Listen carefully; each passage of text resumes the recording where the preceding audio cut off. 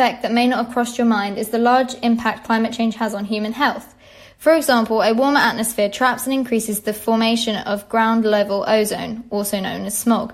The breathing in of this can lead to health issues such as asthma, lung cancer, and heart disease. Climate change can also cause sea temperatures to rise. Since 1969, the average ocean temperature has risen by 0.3%. Although this may seem small, it has already had a detrimental effect on marine life. A temperature increase leads to ocean acidification, which in turn can cause coral bleaching. It is actually predicted that an increase in sea temperature of just 1.5 degrees will lead to a 70 to 90% decline in coral reefs. This can not only result in coral death, but the death of the species that rely on them for food and shelter. Yet another effect is sea level rise. In the last century, there has been a 6.7-inch increase. This is due to water expanding with heat, as well as ice melting at the poles. Since 1994, there has been a yearly loss of 400 billion tons of ice.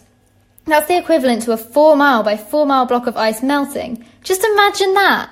This all leads to the major issues of flooding. Over 40% of the world's population currently live within 100 kilometres of the coast, and if the sea level was to rise by just 1 metre, over 200 million people would be affected. However, quite possibly the most terrifying effect is that when temperature gets high and CO2 levels get above 1,000 parts per million, there is no thermohaline circulation. This is vital, as thermal halo circulation is the movement of the sea in a pattern. This means that if disrupted, a still stagnant ocean could occur where little O2 is moved through the ocean. This would lead to an increase in anaerobic bacteria that produce hydrogen sulfide, a very poisonous gas, which effectively could be the end of the world.